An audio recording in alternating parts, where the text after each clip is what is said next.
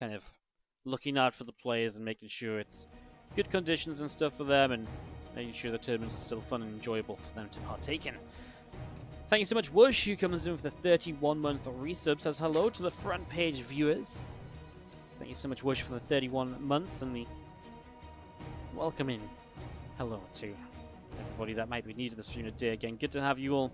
If you are new, if you enjoy what you're hearing, the only thing I'll ask is consider hitting that follow button. Obviously, I do this pretty much every day. Casting StarCraft and some other games here and there. So if you like what you hear, follow up. See when we're live in the future, as it is our blue Zerg Armani starting us off in the bottom right-hand side, with our blue Terran player, sorry, our red Terran player, uThermal, in the top left-hand side. We'll just put a quick asterisk next to I cast this every day. I am going to be on Sunday leaving to California for 10 days as I go to BlizzCon, and I cut a little bit of vacation time out over there, so I'll be gone from about October 27th. I'll be back on November 8th. Streaming on November 8th is the plan at least. So, yeah, that was... So yeah, there's the full set of updates for you. Alright, let's give you guys a little bit of info about these two players, because especially if you maybe haven't watched StarCraft for a while, coming in from the front page or so, yeah, maybe it's nice for you guys to know who you're kind of watching here. So, our red Terran player in the top left, uThermal, he is from the Netherlands and took down IEM Shanghai in 2016, which was a big win for him. He's made his only Premier Tournament win, and has since kind of not really, you know, for a while he was absolutely arguably best Terran in Europe, and was one of the Terrans that would consistently compete with the Korean players. You know, very good results at Katowice multiple years in a row, etc., which is one of our big kind of cross, you know, European cross with Korean tournaments. So this year's just not really been his year in comparison to previous years. He's definitely slipped off a bit of the Terran players, such as Clem, who we've just seen, and Hero Marine, Special, you know, over the last year or two have absolutely kind of taken that front runner line as top non-Korean Terran player away from uThermal a little bit. So uThermal is, again, maybe not quite on top form at the moment, currently living in Mexico with his girlfriend as well. So that's our Terran player in this. And Armani is a Zerg player who played in some of my very first events way back when, way back in the day. He played in a bunch of tournaments that I made alongside Solar, and he's been around for a long time. I believe he's done his military service in Korea, and that's why he disappeared for a little while. He came back kind of start of this year or so and started playing in a lot of events, and while maybe he hasn't had the best of results overall, has at times been a contender and has shown ability to take maps and series off of some of the very best. As this Reaper will come around over to the right-hand side. Orbital command from uThermal is about to finish up here. CV dropping in. Link speed is about to finish. I'm just going to be seeing a couple more Hellions on the way out. Starport dropping down. And the lair on the way up from Armani in the main base. So, again, that lair up and running. Just again, pretty kind of typical setup here. Pretty typical build early on. I mean, this lair is a little bit fast, so we might see some kind of aggression from this. So eyes open for that as uThermal just drops down his starport. That'll finish shortly. That'll look to jump over towards the barracks, and the Marine is just going to pick away at this Overlord to deal a little bit more damage here as well. So a little bit more damage onto the Overlord. There's a few more Zerglings on the way out. Reaper will hop back down to the low ground here, and coming up to the top side, we'll fire a few more shots to hit a few Zerglings. So Feelings dealing some damage there. Fusion Core on the way up is in the main base. Just going to be about halfway done. We'll be finishing shortly as the starport drops down a tech lab, and you can just see these Zerglings darting in after these Hellions. A little bit of back and forth there to try and see what else they can do too. More Queens on the way up then. Nidus Network will start. We're going to be seeing those two Hellions on the way up on the factory. Barracks lifts up, moves over to the right-hand side, and Thermal just set himself up. Now here comes the Nidus Network from Armani. So it's funny, I was actually talking to uThermal the other day about you know, balanced test mod and you know, some of the changes and stuff. He says, actually, I don't mind the Nidus because I've won so many games from Zergs trying to Nidus me, and me just realizing what they're doing and defending it. So We'll see if that's going to be the case here, because I feel like uThermal's a little bit blind. He's also very greedy. 3cc, Hellions, Battlecruiser. It's very greedy with the Battlecruisers especially. The one really good thing for uThermal here is that he's still building Hellions. As these ones get surrounded, that's a real shame for uThermal. The problem is, if he's still building Hellions, he'll still have ways to deal with these Lings, but he needs to keep these Hellions alive. And losing those few at the front is really costly. Nidus in the main. The thing is, a Battlecruiser is going to be out, and while Queens obviously do okay against BCs, if the Hellions can get rid of the Zerglings on the ground, then the Queens actually will not kill the Battlecruiser through the SCV repair. So uThermal, I mean, the real question is, can these Lings kill enough SCVs to make it so that the BC can't be repaired, basically, which I don't think happens with this many Hellions still up. The fact he's still building Hellions is very good for him. He cancels one of the factories that's almost complete. I'd almost just like to see him throw an SCV towards this just because he can. Again, SCVs would be expected to be pulled in here. There's also Lings on the natural, though, which is starting to do a lot of damage. Now, uThermal can afford to take some damage here for a while. He does need to try and keep some mining going, though, because at some stage, he needs to have the money to be able to repair the Battlecruiser. He's not currently repairing it. He's running it down to the natural. And he has to repair this here at some stage. He's now going to come up his starport under fire against the Lings that are still causing some complications. It looks like the starport might go down. You can see the SCVs repairing that BC up. The worker count is still even here, so while uThermal is losing some of his production, etc., he's actually still not in a kind of a super terrible spot. I would just love to see, truly, I think more than anything here, a few SCVs underneath this Battlecruiser. Keep that repaired, and you do see SCVs pulling up back into the main, so they are around. I mean, the Spore Crawl obviously makes this a little bit tougher as well, because the Spores will pretty much focus the BC and nothing else. You see that BC takes a lot of damage here as it escapes away to the right side. It will survive. Halbats are left alone in the main base, though, and the numbers aren't exactly unkillable here as uThermal will type out game, and in the end, Armani is just going to break him down. We'll find game number buffer that was in the front. Anyways, that game is behind us now, and we can talk about the new one. As we jump into the top left-hand side, our blue Zerg player, this is Armani. Up against the red Terran in the bottom right-hand side, uThermal. As we jump into game number 2, well, our best of 3 here. Remember, waiting down in the lower match, the elimination match today is Zest, who was defeated by Clem, who'll be awaiting the winner of this series in that winner match as well. So that's what we're currently holding out for here. You do just see first gas being taken. This second game just slowly building up. No proxies, no all-ins, not even like an aggressive opener from the Zerg. It is just a pretty regular, a pretty standard hatchery first coming out there.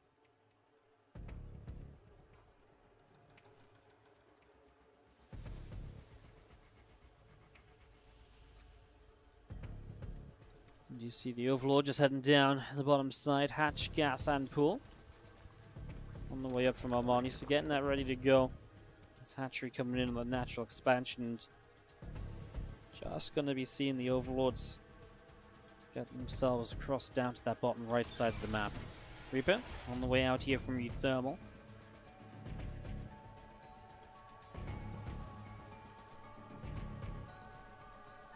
And center starts up from uThermal in the natural expansion, so is able to get that going. So he's going to be getting that up and rolling shortly. There's a supply depot to drop down here from uThermal as well. Just going to be seeing this Overlord from Armani on the way up in the main base. So really nothing too crazy to talk about, guys. I mean, we'll keep our eyes on this one gas setup from uThermal. And he's got the gas for a factory at the moment, and that's when you take a second gas. So we're just about to see maybe if it's third CC or not. And that's where we're currently at, so just waiting to see what will happen here. We do see this Reaper. Kind of just hanging out the front. Is going to drop a grenade, and that's going to be an S drone popped up into the sky momentarily. It's going to get back down and is going to start building up a Spore Crawler. So you can see the Zerglings continuing in, and well, a couple extra drones coming down. Question from the chat, is this with the available balance patch changes? No. We've wrapped up the Balanced Test Mod Invitational tournament we did at the weekend. This is just regular current day patch. So no mod, no upcoming patch changes. This is just your current StarCraft 2 patch that you can play on if you log on to StarCraft 2 right now. So thank you so much also, Walter72 Twitch Prime for 3 months. Much appreciated as well, buddy. Thank you as always for supporting the channel, supporting the stream as we see the Reaper is hanging around here up on the top. SCV from uThermal goes back down to the bottom side, and Numitez Carapace is going to be finishing up in a moment or two. So obviously Armani will have some scouting potential. uThermal will go into the stim pack pretty quick with the 3rd CC, so it's a fast 3rd base again, but this time it's going to be with Bio. Not going to follow up into Fusion Core and Battle Cruisers, and that is actually just even a little bit off from what we've been seeing uThermal do for a while. In fact, I can't really recall the last time I properly saw uThermal playing Bio. It's been a little while the last time we saw him play Bio in TvZ. Now, when uThermal plays TvZ and he plays Bio, it really can be some of the most entertaining StarCraft you can watch. His micro is on par with some of the very best. His multitasking is the sort of thing that uThermal really became kind of very well recognized for as well. So when you get Bio in TvZ, that's when his strengths really do align. So let's see if that is going to be the case here, if he can show us one of those games where you just kind of wonder if anyone can actually beat the guy. Definitely happens, even if it hasn't happened as much lately. Did you just see the Hellions just sitting back behind the double engineering bay building up right now? Texture barracks dropping into the main, and refineries across the main, and the natural, the Overlord getting pushed away up this right-hand side. It's going to be sitting on top of that little area. Starport building up now after the 3 barracks, so again, very late towards any medevacs or any pressure on the map. And that does give Armani time to just go drone, drone, drone, creep, creep, creep, put himself in a position where he's establishing a good advantage for the rest of the game, basically. But obviously uThermal has a nice fast 3cc, right? So his economy is very good. Into those upgrades quickly, and the stim's already done. Combat shields on the way up. As the first 2 medevacs come out, they'll be well timed to just sort of lift up 16 Marines, go across the map, and start trying to deny some of this creep and maybe get a couple of drones that Armani's been setting up for the last little while.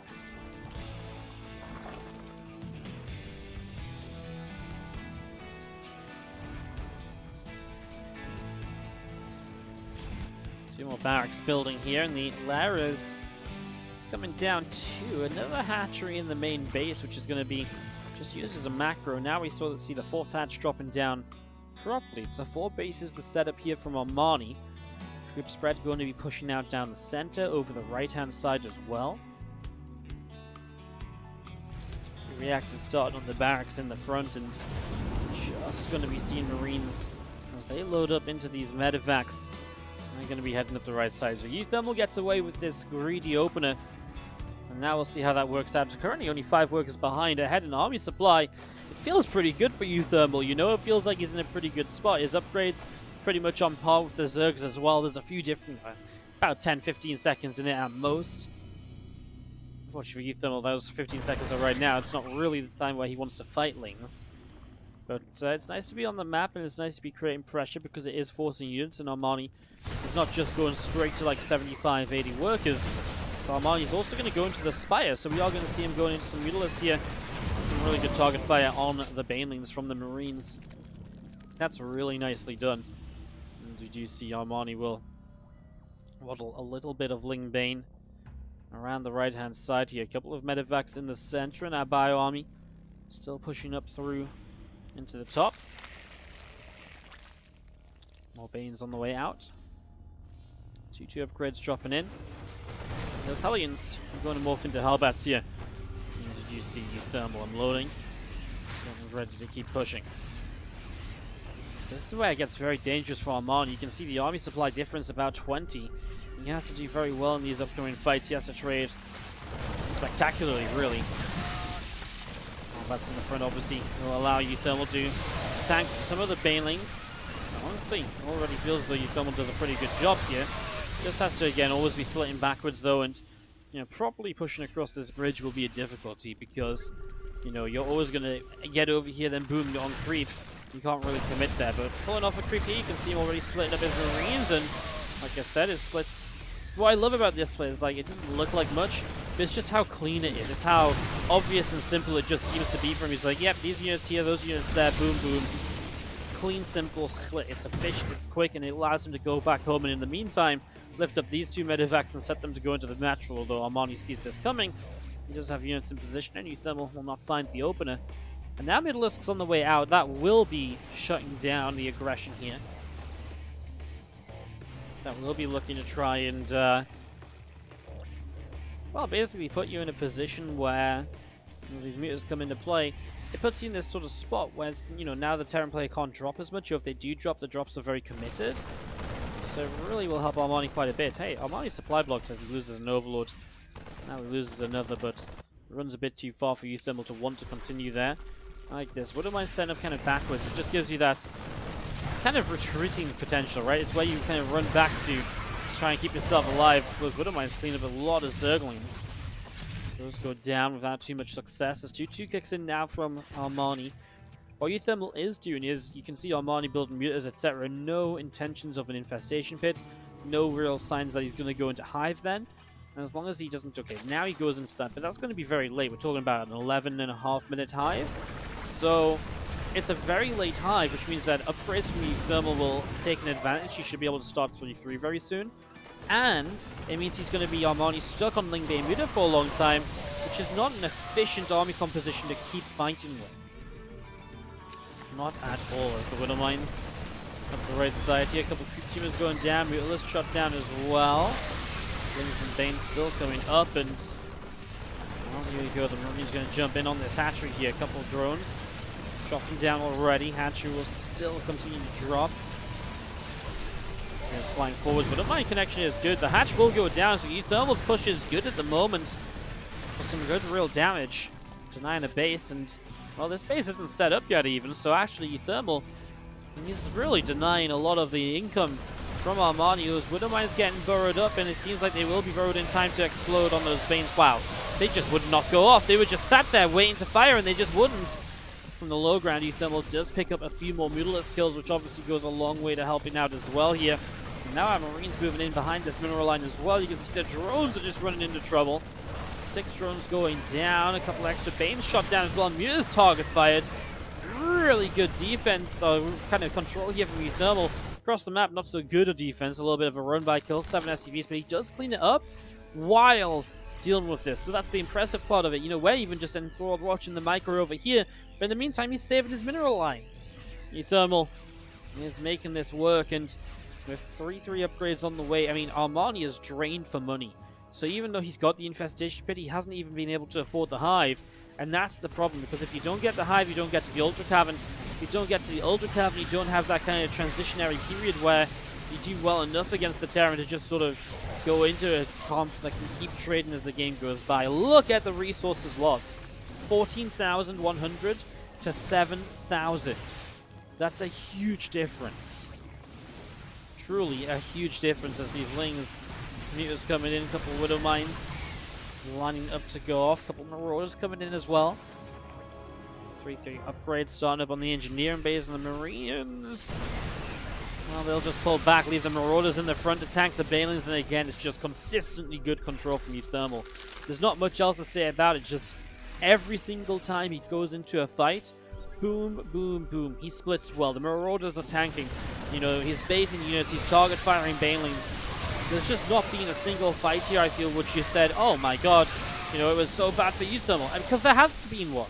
Even this fight here, boom, splitting off creep, Widow Mines picking off Banes. And I mean, uThermal continues to trade amazing. I wouldn't be surprised, yeah, if there's resources lost continued in a similar fashion, 18.3k to 9.5k. uThermal is on track for a really good game, as we see a few Marines on the left side will just act as a distraction. Units will pull over to deal with that. Bane's wandering forwards. The Marauders coming in. The Extractor already in trouble. You'll see a good few drones going down on that upper right-hand side. The Banelings blow up mostly on Marauders and Widow Mines. Finally, Armani actually has a proper cleanup here, where he actually turns this army around for the first time in a long time. There's not more units ready to go. And for the first time in a long time, I feel like we're looking at the bottom right half of the map where uThermal, fourth base up, he's built that in that forward position so you can rally forwards from it. Almost so means you can fall back to this position and have that planetary fortress buffer. That extra damage output can save you from some of the Zerg's continued attacks where they try and sort of save themselves. Widowmine's run right into the heart of this Lingbane army as he's coming in from the left, and uThermal just what uThermal does. He splits backwards, kites back. He has the upgrade advantage, remember here. Infestation Pit has still not led to a hive just because Armani really can't afford. How do you afford a hive at this stage of the game? He's doing everything he can, building whatever he can to survive. And as long as that's happening, hive is just a no-go. Here we go again. Lings and Banes will roll on forwards here, and the Banes are getting cleaned up pretty quickly for the most part. That's GG from Armani, and uThermal will tie this in the top left-hand side. Our blue Terran player, it is uThermal. Up against the red Zerg in the bottom right-hand side, Armani. Game 3 of this series.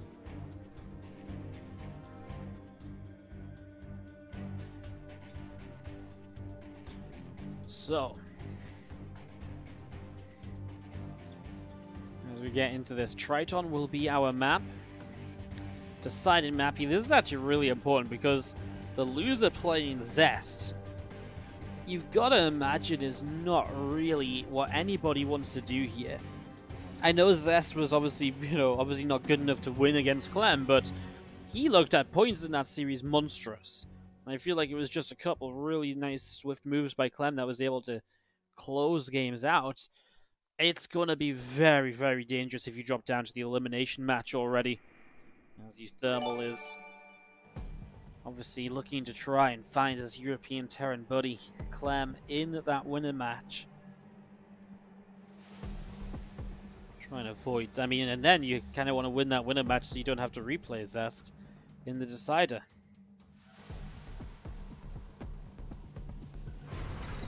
Quackster1, thank you so much to the Twitch Prime for 11 months.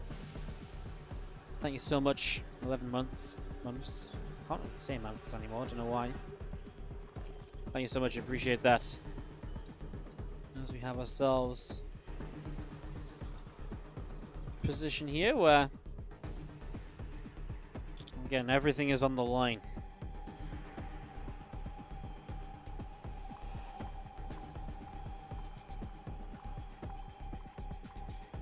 uThermal this game changes it up, by the way. Second gas already dropping down, so no faster third command center this time. Going into the third CC, he's going to put himself in a position that usually allows him to kind of, build up that economy, etc. But I feel like it also puts you in that vulnerable position, and to do it every game becomes a bit too predictable. Even it just becomes vulnerable to the Zerg just saying, oh, you're going 3CC, I'm going to go ultra greedy, and then you're going to have trouble catching up at all. So yeah, you might have a boosted economy, but so will I, because I'll know there's no pressure you can make happen.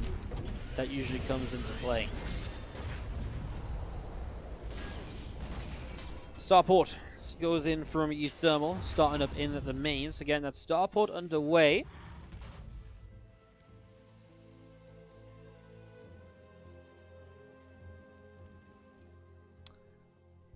Orbital command. Finishes up, drops a mule, and just going to be seeing the third hatchery now on the way down. So I'm only not even that fast a third hatch. When speed comes in, he will not go pneumatized carapace either.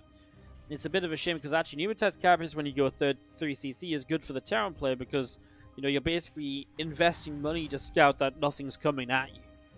And by then it's kind of too late for you to kind of make up on the eco you've invested in, so it's just a bit of a shame.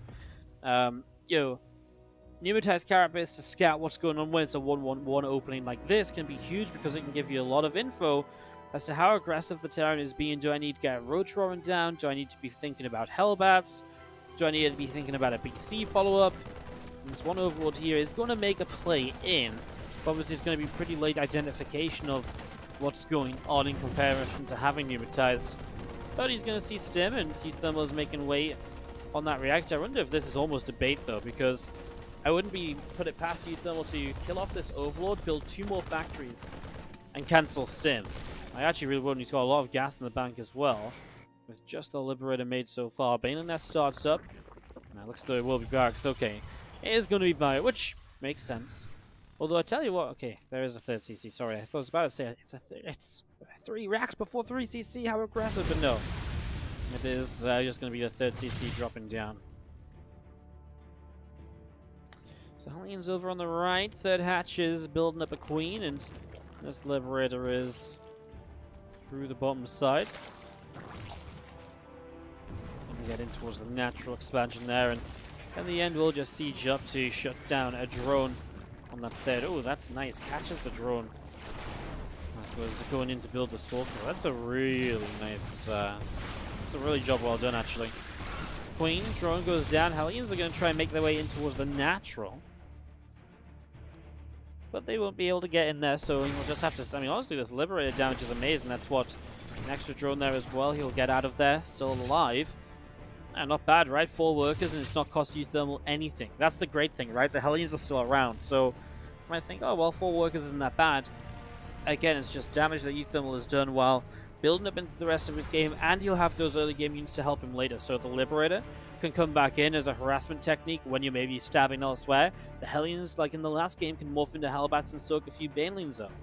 So keeping those units alive absolutely has its advantages. As you can see, uThermal already takes the forward expansion, so looking to set up forwards, looking to push forwards, and looking to keep this aggressive here for game 3 of our best of 3.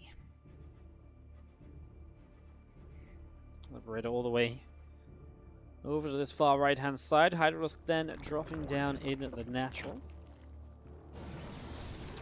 Tank from uThermal will get sieged, and just some Marines and Hellions setting up in this high ground as well. 1-1 upgrades, combat shields, Armani all dropping in. The 1-1's just over halfway done, and it's a little bit of a lead for uThermal in the 1-1 compared to the Armani 1-1. And Armani will switch up his composition too. The Hydralisk Den is obviously a big switch up from what we've been seeing. So changing that up a little bit. Groove Spines is going to be the play initially into Muscular Augments.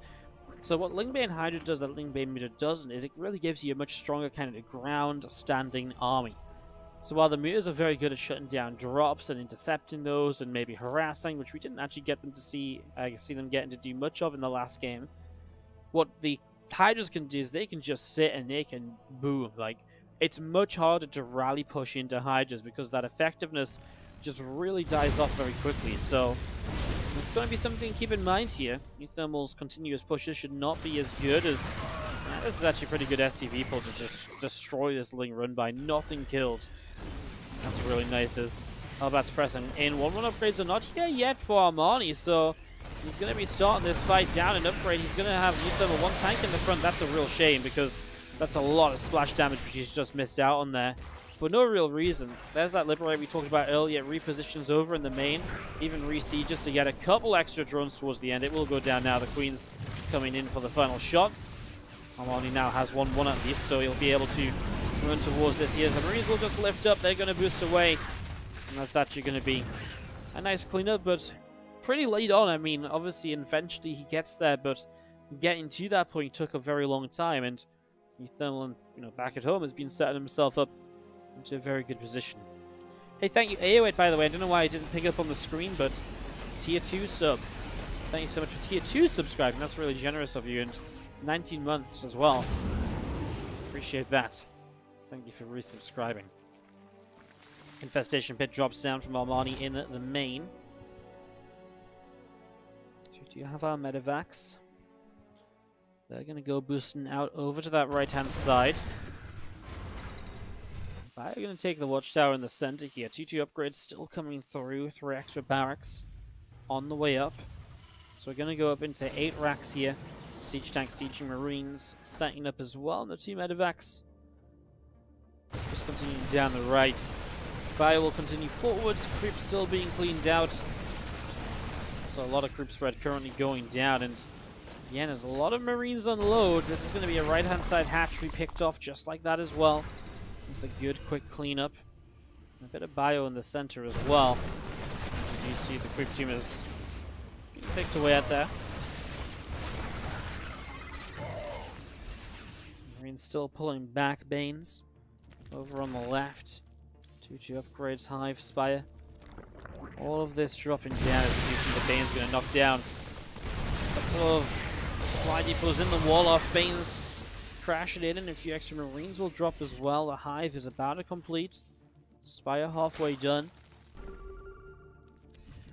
Ling Bane Hydra. Around the bottom right hand side, and just seen 2-2 upgrades plus 1 vehicle weapons. A lot of units still building up here, so a lot of build up still happening as we do have Ling Bane Hydra.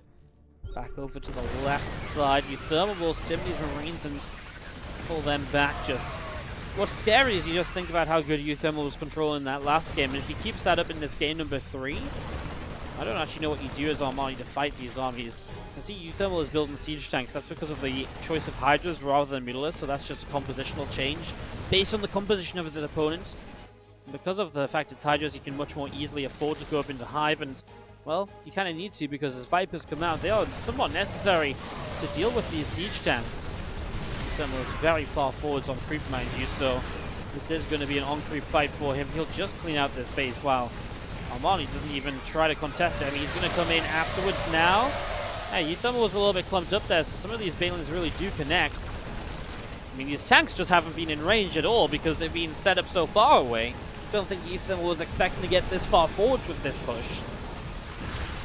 Armani is trying to morph in another round of Banelings as uThermal will take this high ground. But this is a really annoying position for Armani because uThermal has a high ground position that can send him in towards the natural.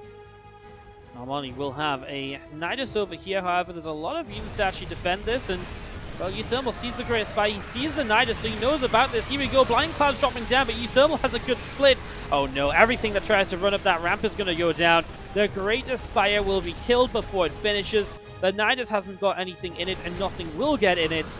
And GG from Armani. uThermal just looks, I mean, monstrous in this TvZ series.